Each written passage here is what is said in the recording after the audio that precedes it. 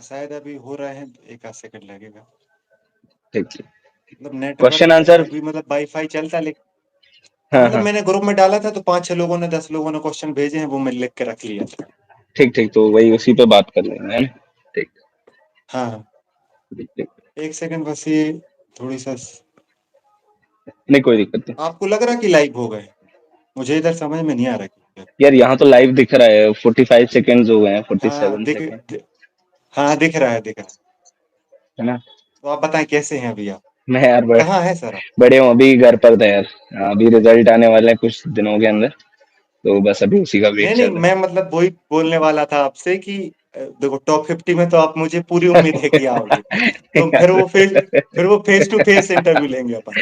हाँ फिर face to face करेंगे, क्योंकि फिर शायद इंदौर भी आना हाँ होगा। क्योंकि अभी भी तो कर लेते, लेकिन क्या है कि ये हाँ, वाला हिट होने की पूरी संभावना है अपन। अब बस देखते हैं यार। होपफुली तुम्हारी बात सही निकले, टॉप 50 नहीं नहीं, मौका मिले आने का है तो ना, मजा ही आ कोशिश में जाएगा। मतलब अपन प्रे ही कर सकते हैं। हाँ बस वही है यार, वही कर सकते हैं, उससे ज्यादा क्या ही कर सकते हैं। हाँ मेहनत के हाँ। बाद वही चीज तो आती है। सर देखो, यहाँ पे मैंने 5 क्वेश्चन लिखे हैं जो इम्पोर्टेंट है, 5 लोगों ने भेजे ठीक हैं ठीक तो 5 ठीक लिखे हैं। ठीक। सर उसमें सबसे पहला एक क्वेश्चन है कि कोचिंग इंदौर की बेस्ट है या दिल्ली की? मतलब एक व्यक्ति ने क्वेश्चन भेजा है कि एमपी की कोचिंग बेस्ट है, मतलब इंदौर की, या दिल्ली की यूपीएससी के लिए।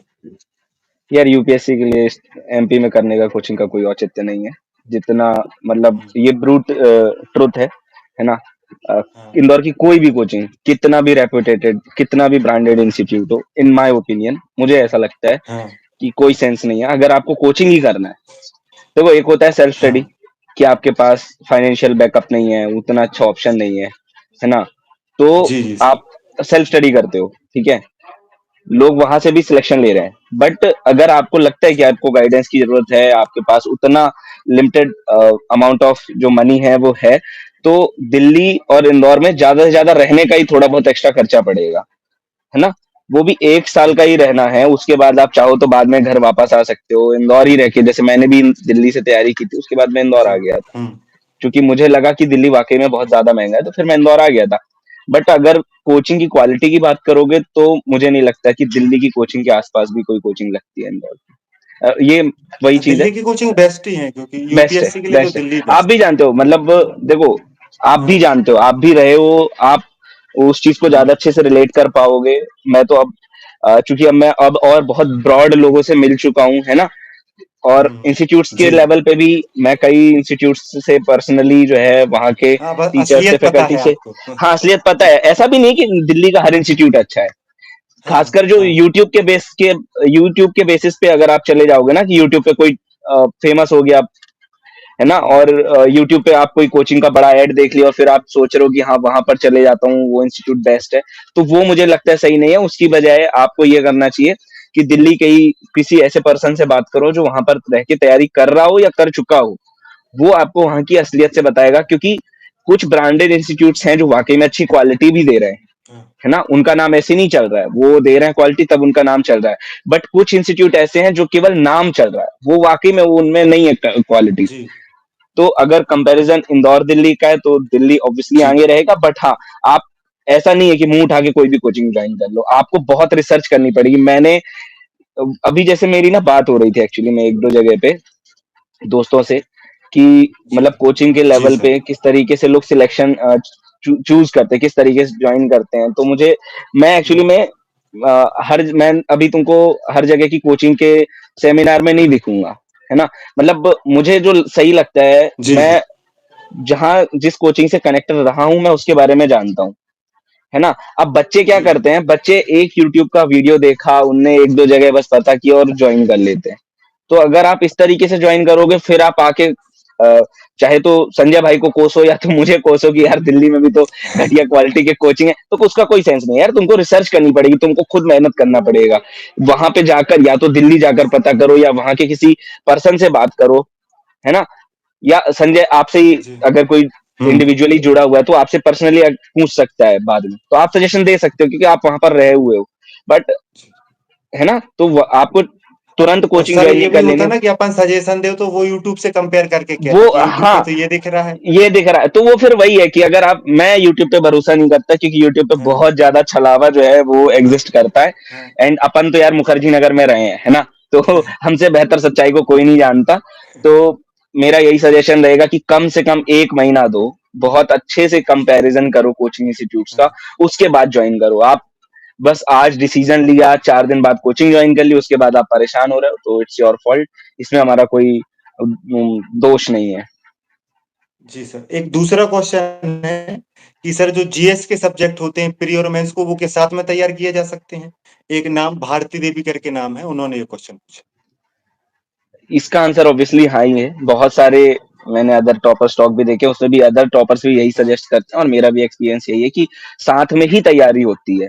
क्योंकि जब आप पॉलिटी जी पढ़ोगे, लक्ष्मीकांत पढ़ोगे, तो उसमें आप स्टार्टिंग में पूरा होल जो कवर सिलेबस है उसको कवर करोगे, पूरे सब्जेक्ट को पढ़ोगे।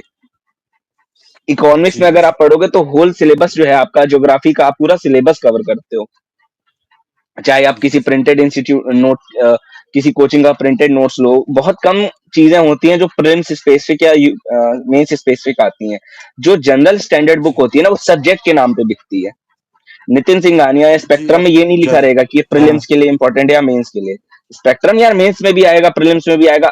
डिपेंड ये करेगा कि ऑब्वियसली आप जब भी पेपर देने वाले हो, पहले तो आप होल जो सिलेबस है उसको कवर करो, पूरा सब्जेक्ट जो है उसको कवर करो। उसके बाद जी जब प्रीलिम्स का टाइम आएगा तब आप प्रीलिम्स स्पेसिफिक फैक्ट्स ज्यादा याद करोगे, है ना। इकोनॉमिक्स में जी चूंकि repo rate, reverse repo rate जैसे जो डायमेंशन है, स्टैटिक जो टर्म्स है, बेसिक टर्म्स है, वो पूछी जाती हैं। तो आप प्रीलिम्स के टाइम पे क्या उसको रटने की कोशिश करोगे। मेंस में बहुत कम होता है, पूछते हैं हालांकि कई, इस समय मैंने देखा कई बार बेसिक क्वेश्चंस भी मेंस में भी आ रहे हैं, है ना। तो बट मेंस में आप किस तरीके के क्वेश्चन पढ़ोगे कि हाँ, इकोनॉमिक्स को कैसे सुधारा जा सकता है, कैसे हमारी जीडीपी की ग्रोथ जो है उसको और अच्छा बढ़ाया जा सकता है, या ग्रोथ एंड डेवलपमेंट को कैसे जो है कनेक्ट किया जा सकता है। तो क्वेश्चंस के बेसिस पे आप जो है ना बाद में जाओगे, जी पहले आपको सब्जेक्ट ही तैयार करना है। एंड बाकी फिर जो भी अटेम्प्ट आप दे रहे हो उसके 3-4 महीने पहले से आप जो है स्पेसिफिक जो भी प्रीलिम्स स्पेसिफिक जो फैक्ट्स हैं वो आप, या प्रीलिम्स स्पेसिफिक जो टॉपिक्स हैं उसको पढ़ो। वो पीवाईक्यू से समझ में आ जाता है, टेस्ट से समझ में आ जाता है कि आपको क्या पढ़ना है। ठीक। सर एक तीसरा क्वेश्चन है, सोनी अरब अरब करके नाम है, कि विकास सर आप कहाँ से हैं और आपका बैकग्राउंड क्या है? मेरा देखो यार, मैं कटनी जिले से बिलोंग करता हूँ, विजय राघवगढ़ तहसील, और मतलब गांव मेरा विजय राघवगढ़ ही है। अ, हाँ मैहर के पास है, तो उससे ज्यादातर लोग समझ जाते हैं, है ना। एंड बैकग्राउंड यार मेरा, अगर वैसे देखोगे तो इंजीनियरिंग की हुई है मैंने। बाकी गांव से ही मैंने पढ़ाई की है, 12th तक हिंदी मीडियम से ही गांव में ही पढ़ाई की है। उसके बाद मैंने इंजीनियरिंग जो है इंदिरा गांधी इंजीनियरिंग कॉलेज जो है सागर का, जो गवर्नमेंट इंजीनियरिंग कॉलेज है, तो वहां से फिर मैंने अपनी इंजीनियरिंग कंप्लीट की थी। उसके पश्चात जो है 1 साल का मैंने ड्रॉप लिया था। वही सेल्फ स्टडी टाइप की थी मैंने। उसके बाद मैंने कोचिंग ज्वाइन कर ली थी जून 2018 में। और उसके बाद मैंने 1 साल कोचिंग पूरी कंप्लीट की, और उसके बाद फिर मैं 1 साल शायद लगभग दिल्ली और रहा था। उसके बाद फिर मैं इंदौर आ गया था, एंड फिर बाकी 2 साल मैंने इंदौर से सेल्फ स्टडी की जब मेरा फाइनली सिलेक्शन हुआ। हाँ, जुलाई में जन्मदिन आता है आपका, जून में आप आए थे। हाँ हाँ हाँ, जून में आए थे, जुलाई में पहला बर्थडे दिल्ली में आप लोगों के साथ ही मनाया था। हाँ नहीं, क्योंकि बहुत सारे लोगों को बताते ना कि एमपी का व्यक्ति निकलता है। देखो आपने पढ़ाई भी एमपी से करी हाँ और हाँ आपकी आप रहते भी एमपी में हो, है ना, हाँ हाँ लेकिन बहुत सारे लोगों को लगता है कि दिल्ली जाके निकलते हैं, जबकि हाँ। देखो नहीं अपना नहीं, बेस तो हाँ, यही तैयार हो जाता है ना, यहीं तैयार, क्योंकि बेसिक यहीं तैयार होता है यार। और मतलब अगर जो भी ये वीडियो देख रहा है, तो हम्बल रिक्वेस्ट है मेरी हाँ कि यार ग्रेजुएशन बहुत ढंग से करो। ग्रेजुएशन बहुत इंपॉर्टेंट है आपकी ओवरऑल पर्सनैलिटी को सुधारने में, आपका माइंडसेट जो है उसको सही करने में, है ना। आप जो 10th के बाद, जो 12th के बाद तुरंत यूपीएससी की तैयारी करने का सोचते हैं, 99% चांस है कि आप फेल होंगे, है ना। ज्यादातर जो लोग फर्स्ट अटेम्प्ट में भी वो लोड सिलेक्शन ले रहे लेके हैं ना, करेंगे तो फिर कैसे करेंगे? कोई मतलब नहीं है। जो फर्स्ट अटेम्प्ट में भी सिलेक्ट हो रहे हैं ना, वो ग्रेजुएशन के लास्ट ईयर से तैयारी करते हैं, ठीक है। जो भी आप एग्जांपल्स देखेंगे ना, जो जल्दी सिलेक्शन ले रहे हैं पहले दूसरे अटेम्प्ट में, वो 10वीं से नहीं कर रहे हैं, है ना। वो लेकिन वो मेनली तो ग्रेजुएशन ढंग के ही कॉलेज से करते हैं। अगर ज्यादातर जितने लोगों से मैं मिला हूं, ज्यादातर लोगों ने अच्छे कॉलेज से जो है हाँ ग्रेजुएशन किया है। आप क्योंकि वो, है ना, आपका जो आपका होराइजन है माइंड का, वो बहुत विस्तृत कर देता है। तो आप ग्रेजुएशन आपको बहुत मन है तैयारी करने का, तो हाँ, आप एनसीईआरटी को और अच्छे से पढ़ने लगो 10th से ही, बट पूरा उसमें मत घुस जाओ। आपको अगर यूपीएससी की तैयारी करनी है, आप आर्ट्स से करो, बट आर्ट्स से जेएनयू से करो ना आप, या मतलब बड़े-बड़े जो दिल्ली यूनिवर्सिटी के इंस्टीट्यूट है वहां से करो। बीए का मतलब ये नहीं कि प्राइवेट बीए कर लिया और मतलब तैयारी कर ली, बहुत लोगों को मैं बर्बाद होते देखा हूँ। तो मैं तो रिक्वेस्ट करूंगा कि मत ही तैयारी करो ग्रेजुएशन के पहले, ग्रेजुएशन अच्छे से करो, हाँ, ये बहुत बहुत सारे इंपॉर्टेंट है। लोग शॉर्टकट ले लेते ना, मतलब हाँ, यूपीएससी में जाने के लिए भी शॉर्टकट ले रहा है हाँ, कि उनका मतलब ये आप है कि तैयारी कर, जबकि हाँ, ये सही कह रहे हो कि मतलब उनका ये है कि यार मैं जल्दी से जितनी जल्दी तैयारी शुरू कर दूंगा उतना जल्दी मेरा सिलेक्शन हो जाएगा। बट यार लेकिन अगर तुम्हारा कंप्यूटर दिमाग, ग्रेजुएशन के पहले तो पेपर ही नहीं देंगे। पेपर तो अगर यूपीएससी ने कोई क्राइटेरिया बनाया है तो वो कुछ सोच समझ के बनाया होगा ना यार, नहीं तो वो खुद ही 12th के बाद बुला लेते, उनको ही ज्यादा सहूलियत हो जाती है ना। कई लोग कहते हैं कि कम एज के बच्चे आते हैं तो उनमें ज्यादा चांसेस होते हैं उनमें चेंजेस लाने के। कई ये यूपीएससी में रिकमेंडेशन भी आपने भी सुना होगा कि कई लोग कहते हैं एज लिमिट हम्म, कम होनी चाहिए, है ना, ये रहता है। तो इस हाँ तरीके से हाँ तो फिर यूपीएससी 18 के बाद ही ले ले फिर, वो क्यों 21 साल करवा रही हाँ, है या 18 ग्रेजुएशन करवा रही वो स्टार्ट कर रहे हैं कि 21 साल का व्यक्ति मुझे मिनिमम चाहिए। है, मिनिमम चाहिए, उसके बाद मैच्योरिटी आएगी उनको लेकिन लॉजिक। अगर आपका देखा जाए, आपका पहले अटेम्प्ट के बाद अगर आपके आर्ट से होते ना, आप अगर आपने इंजीनियरिंग नहीं करी होती और आर्ट से, तो आप पहले हाँ, अटेम्प्ट में निकलते, बस क्योंकि वो वही मतलब चीज है। आपका जो फ्लो बना ना। हाँ, तो वही चीज है कि लेकिन आर्ट्स से भी आपको अच्छे कॉलेज से पढ़ना पड़ेगा, है ना। आप प्राइवेट से करके और ये सोच रहे हो कि हाँ 10वीं से ही तैयारी शुरू कर देता हूँ। यूपीएससी के मामले में मुझे लगता है कि यार बहुत जो समझ की जरूरत है ना, वो थोड़ा डिग्री कर लेनी चाहिए, उससे आपको काफी दुनियादारी की भी समझ हो जाती है और फाइनेंशियल भी एक बैकअप हो जाता है। यूपीएससी वही चीज है, इजी नहीं होता है ना। प्रीलिम्स निकलना अपने आप में बहुत टफ चीज है ना। प्रीलिम्स मतलब निकाला, मेन मेंस तो निकाला, प्रीलिम्स ही है ना। अब आप मेन देखो, तो आप वही है। लगभग 4 मेंस लगातार लेके, 4 या 5, हाँ, मतलब मैं हाँ, काउंट में थोड़ी सा हाँ, दिक्कत हो हाँ, हाँ, जाती है। नहीं 5, तो ये आप पांचवा सोचो हो कि गया। हाँ, तो मेंस आपका निकल रहा है और फिर उसके बाद इंटरव्यू नहीं आ रहा, फिर तैयारी करनी प्री की, क्योंकि आप हाँ, सोचो ना कितना मामूली सा गैप मिलता। गैप रह रहा है और मतलब अगर हम प्रीलिम्स निकाल लिए तो मेंस भी अपने आप में कितना टफ है, ये भी देखो कि 5 अटेम्प्ट मतलब चौथे अटेम्प्ट में जाके मेरा फाइनली सिलेक्शन हुआ। तो हर स्टेज इतनी टफ है इसमें कि आप कब कहाँ किस स्टेज में गुम हो जाओगे ना, पता भी नहीं चलने वाला। तो ढंग से अगर आप ग्रेजुएशन कर रहे हो तो यार आपको कम से कम अदर फील्ड में भी जो है जॉब का एक ऑप्शन खुल जाएगा। तो मुझे लगता है कि ग्रेजुएशन जरूर लोगों को ढंग से करना चाहिए, उसके बाद ही जो है अरे अभी तो आगे का। आपने आपके रिजल्ट के टाइम पे ही तो अपन बात कर रहे थे, चौथे रिजल्ट के पहले, कि यार कुछ करना चाहिए, अब समझ ही नहीं आ रहा। आज नहीं मतलब आ आप रहा, उस फेज को, क्योंकि अपन ने साथ में बात करी है, तो अपन हमने को जिया पता है ना है। कि आप सक्सेस होने के समय भी वही फेज फील कर हाँ, रहे थे। अब मैं पटवारी का पेपर दे रहा था यार फाइनल रिजल्ट के हाँ, पहले, क्योंकि यार ऑब्वियसली यूपीएससी के अटेम्प्ट देने के बेसिस पे कोई मुझे जॉब तो देने नहीं वाला, है ना। ठीक तो है, देते आप हैं तो वो ट्राई, कौन सी जॉब देते हैं जिसमें जॉब आप मतलब वो कोई मतलब नहीं है ना रिस्पेक्ट उस थोड़ी चीज ना का, मिलेगी। रिस्पेक्ट नहीं मिलेगी वो।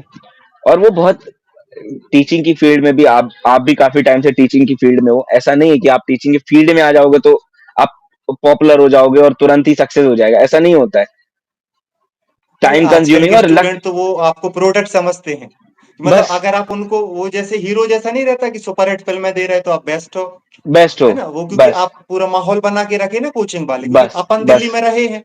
अब आप हाँ, सोच के को दिल्ली में अपन खाने पे बात कर रहे हैं या टेस्ट सीरीज पे बात कर रहे हैं, वो एक फ्लो में ऑब्वियसली करते हैं। अब फ्लो यूट्यूब में से करते दिखा हैं। दिया जाता है कि ये टॉपर हैं, ये गए और बस डायरेक्ट सिलेक्ट हो गए। ऐसा ऐसा नहीं होता, मतलब 4-5 साल लगते ही हैं, मतलब ज्यादा चांसेस होते हैं यार कि 3-4 साल लग जाएंगे, तो एक बैकअप होना चाहिए यार किसी के पास, तो वो अच्छा, एक जरूर एक रखो। क्वेश्चन है, रोड मैप ऑफ नॉलेज करके, कि आपका ऑप्शनल सब्जेक्ट क्या था और आपने क्यों लिया। यार ऑप्शनल सब्जेक्ट मेरा political science and international relations था, एंड वो मतलब मैंने बहुत पहले चूज कर लिया था जी। यूपीएससी की तैयारी के पहले। मतलब यूपीएससी की तैयारी का जब सोचा था 18 में, मतलब कॉलेज टाइम पे, तब भी ये डिसाइडेड था मेरा कि हाँ मुझे पॉलिटिकल साइंस ही लेनी है, क्योंकि पॉलिटिक्स काफी इंटरेस्टिंग लगता था मुझे। पहले तो मुझे एक्चुअली में वो जो गांव में होती है ना पॉलिटिक्स, वही जो पापा लोग, चूंकि दुकान में ही सब चलता पंचायत। रहता था, पंचायत जो चलती थी, तो कभी कभी लगता था कि हाँ यार मतलब मजेदार तो है। तो ये मैंने बहुत पहले सोच लिया था कि ऑप्शन मेरा पॉलिटिकल साइंस ही रहेगा, मैं जब भी यूपीएससी की तैयारी करूँ। तो ड्रॉप लेने के बाद भी जब मैं दिल्ली गया था तो एक चीज़ श्योर थी मेरी कि मैं पॉलिटिकल साइंस से ही लूँगा, क्योंकि इंटरेस्टिंग लगता था मुझे। न्यूज़पेपर में भी आप देखोगे वैसे पॉलिटिकल साइंस में आई थिंक जी हर जी। किसी को इंटरेस्ट आ जाता है ना? हालाँकि जब आप बाद में ऑप्शनल तैयार करोगे तो आपको पता चलेगा काफ़ी डिफरेंट है, वो इतना ईज़ी भी नहीं है, उसमें काफ़ी थ्योरेटिकल नॉलेज है, काफ़ी थिंकर्स आपको पढ़ने पड़ते हैं, काफ़ी कॉन्सेप्चुअल नॉलेज की अंडरस्टैंडिंग होनी चाहिए। उस टाइम पे तो इतना नहीं पता था, बस तैयारी शुरू कर दी जोश-जोश में, बट अच्छा ये हुआ कि हाँ, मज़ा आया उसमें भी, जी थिंकर्स भी बहुत अ, काफ़ी मज़ेदार लगे कि उन्होंने जो हज़ारों 500 साल या कई हज़ार साल पहले जो बात बोली थी, वो आज भी सच साबित होती है, डिफरेंट डिफरेंट फॉर्म्स में। तो काफ़ी इंटरेस्टिंग लगा, तो यही इस तरीके से मेरा जो है वो मैंने ऑप्शन चूज़ किया था। ठीक है सर, एक क्वेश्चन है सीसेट और करंट अफेयर के बारे में, कि ठीक है। सीसेट और करंट अफेयर कैसे तैयार की? देखो यार, सीसेट के लिए तो ओवरऑल पीवाईक्यू से जो है आपको एक आइडिया लग जाएगा कि कैसे जो है मैथ्स एंड कॉम्प्रिहेंशन के क्वेश्चन आते हैं।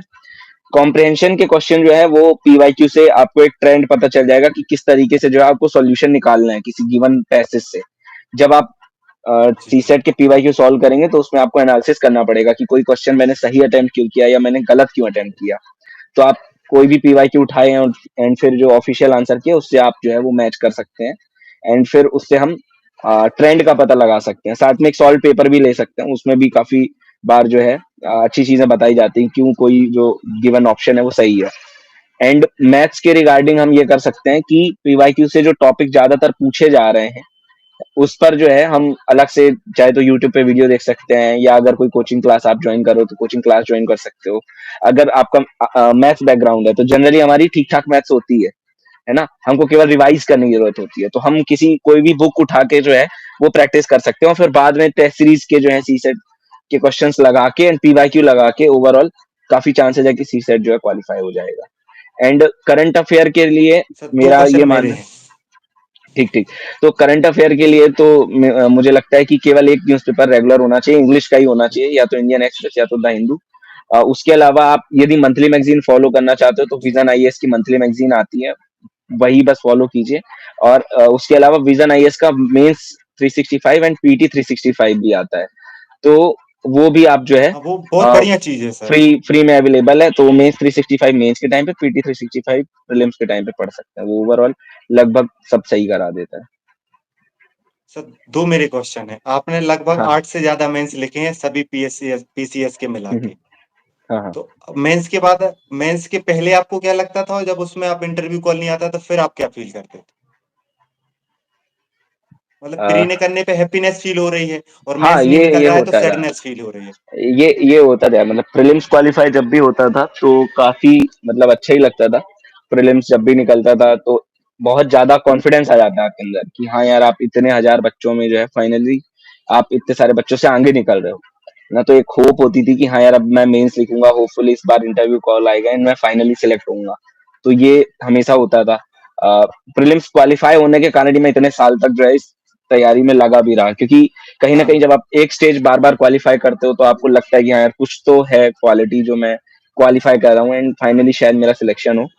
एंड जब मेंस नहीं होता था तो वो मतलब एक ये थॉट आता था कि शायद मैं बना ही नहीं हूँ सिलेक्शन के लिए, मतलब मुझे, मतलब मैं वही लगता था कि शायद मैं केवल प्रीलिम्स क्वालिफाई कर सकता हूँ।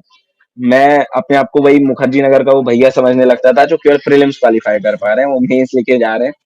तो कहीं न कहीं धीरे-धीरे जो होप है वो काफ़ी डिक्लाइन हो गई थी कि फाइनली कभी मेरा सिलेक्शन भी होगा। तो इसीलिए जब सिलेक्शन हुआ था तो काफ़ी ज़्यादा जो है अच्छा लगा था कि हाँ यार, फाइनली सिलेक्शन भी होता है, ऐसा नहीं है।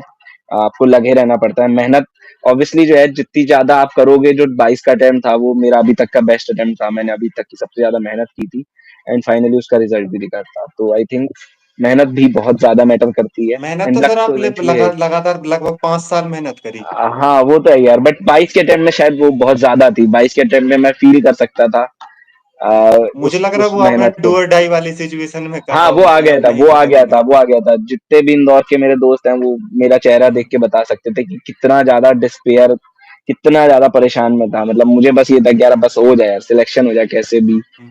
मतलब भगवान कोई सी भी रैंक दे दो, बस फाइनली सिलेक्शन दे दो। तो वो स्टेज सर आ गई जैसे थी। अभी अभी आप सिलेक्शन के बाद लगभग 8 महीने से सिलेक्शन के साथ हैं, तो फिर भी तो नेगेटिव फील आता होगा किसी चीज को, फिर भी टेंशन हाँ होती वो होगी कि सिलेक्शन वो के है बाद यार, टेंशन तो दूर होती नहीं। वो तो समझ में आ गया यार, मतलब बहुत मतलब सारे लोगों अब को लगता है कि वो सिलेक्शन के बाद टेंशन फ्री नहीं हो यार, जाता है ये इंसान। तो मैं बता रहा हूँ, ये अखंड सत्य है कि यार इंसान का जीव वो कोई कहता है सर्वम दुखम दुखम, वही जो हाँ पता नहीं बुद्धा ने कहा है या किसी ने मजाक में कहा है, यही सच्चाई है। सदैव हाँ हमेशा दुख इंसान के जीवन में परमानेंट है। आप कैसे खुशी निकाल सकते हो? आप, क्योंकि आपके चेहरे से दिखना नहीं चाहिए कि आप परेशान हो, क्योंकि अल्टीमेटली आप अगर ऐसे चाहो दिखोगे तो यार आपका चेहरा हमेशा गमगीन ही बना रहेगा, आप हमेशा परेशान रहोगे, क्योंकि सिलेक्शन के बाद भी मतलब इतनी सिली सिली चीजें जो हैं वो लाइफ में होती हैं जो आप इमेजिन भी नहीं कर सकते, एकदम ही आउट ऑफ द ब्लू एकदम कुछ अलग सा ही हो जाएगा और आपको लगेगा यार इसमें मेरा क्या फॉल्ट था, और फिर आप परेशान हो जाओगे, है ना? तो यही होगा, जीवन में हमेशा परेशानी लगे रहनी है, बट वही चीज है कि आप कैसे ओवरकम करते हो उस चीज को, कैसे अपनी मेहनत के दम पे, और जो है यू नो वही चीज आप मुझे ये समझ में आई कि हाँ, लोग सही कहते हैं, आपको ना बस लगे रहना है, लाइफ में हमेशा लड़ाई चलनी है, चाहे वो अभी हो, चाहे वो प्रीलिम्स मतलब अभी फाइनली सिलेक्शन के बाद हो या सर्विस के दौरान हो, कुछ भी हो सकता है। अब मुझे ऐसा लगता है मैं हर चीज के लिए तैयार हूँ, क्योंकि मुझे ये समझ में आ गया परेशानी बिल्कुल बहुत ज्यादा परमानेंट है, जीवन में परेशानी से ज्यादा परमानेंट कुछ नहीं है। तो वही सीख जाओ। क्योंकि मैंने मैंने अपनी कोचिंग वाले बहुत सारे बच्चों से बोला कि आपको सर से मिलवाऊंगा, तो वो अपना थोड़ी बिजी शेड्यूल की वजह से हो नहीं पाया, लेकिन मैंने हाँ हाँ, उनसे कहा कि सिलेक्शन के बाद भी टेंशन रहती है लोगों को, ऐसा रहती नहीं है कि यार, वो सिलेक्शन के बाद बिल्कुल अब अल्टीमेट। बहुत ज्यादा, बहुत अलग अजीब, मैं बता रहा ना कि एकदम अलग से एक चीज आएगी और आपको लगेगा यार ये क्या हुआ, ये क्यों हुआ, पर हो गया वो, आप परेशान ही रहोगे उस चीज को लेके। मैं बिल्कुल इस चीज को लेके बिल्कुल यार, ये मेरा पर्सनल एक्सपीरियंस है कि 99% श्योर है आप जीवन में हमेशा परेशान रहने वाले नहीं हो नहीं, अगर आप क्योंकि परेशानी को सोचो तो। अपन तो मतलब बहुत टाइम से जुड़े हैं, तो अपन को पता है ना कि आपको अगर याद हो, हाँ एक बार अपन दिल्ली वाले स्टेडियम में मैच देखने गए थे, जब लोकल मैच हाँ हो हाँ रहा था ईरानी ट्रॉफी का, तब भी हाँ हाँ, अपन ने एंजॉय कर लिया था, तो वो है वही ना। चीज है और कि कई अगर बार करना आईपीएल मैच में जाते हैं तब भी एंजॉय नहीं कर पाते। नहीं कर पाते, वो वही होता है, चीजें ऐसी ही चलती हैं। ठीक है सर, इतना समय देने के लिए धन्यवाद। चलो, अब आप थैंक एक यू दो यार, बातें अच्छा बोल दें लगा। और फिर हम क्लास को समाप्त नहीं, कर अच्छा, देंगे। अच्छा लगा यार बात करके काफी ज्यादा, एंड आई होप कि जो भी जो एस्पिरेंट है उनको जो भी ये सेशन है इससे काफी हेल्प मिलेगी, और जो संजय सर हैं वो भी आपको अच्छे से और गाइड सर करें। जब आप सिलेक्ट होंगे और ना, अभी अभी आप सिलेक्ट होंगे तो टू फेस इंटरव्यू नहीं, बिल्कुल अलग से समय बिल्कुल, निकालना पड़ेगा नहीं नहीं आपको, बिल्कुल, वो ट्राई करूंगा, मैं पूरी है ना। कोशिश और करूंगा, जब आपकी वर्दी भगवान। आ जाएगी तो फोटो खिंचवाने अलग से आएंगे हम। हाँ यार, भगवान करे कि वो मौका दे, भगवान की फेस टू नहीं फेस नहीं, हम मैं इंटरव्यू करें। मतलब मुझे मतलब ऐसे जब आपसे बात कर रहा था अभी, मतलब आज दिन भर से जब से अपनी बात हुई थी, तो मैं ये सोच रहा था कि 50 से अंदर रैंक आ जाए, तो हाँ यार अपने वो पास इंटरव्यू है और हाँ अपने यार, पास मतलब फोटो भी है, तो वो वो आईएएस बस, वाला जो है ना, वो क्योंकि वो आपके हाँ चेहरे नहीं पे वो, दिखता है कि आईएएस बनना चाहिए। अब हाँ यार, अब पता नहीं ठीक है, चेहरे से मिलते हैं कितना लेकिन। दिखता है, बट नहीं नहीं, होपफुली यार अपनी अच्छा कोशिश है, अच्छा अपन रहे। मिलते हैं। चलो बिल्कुल यार, ठीक होपफुली है, मिलते हैं, है ना? नमस्ते सर, थैंक यू, मिलते हैं सर। नमस्ते, धन्यवाद thank you, sir. And all the best to everyone.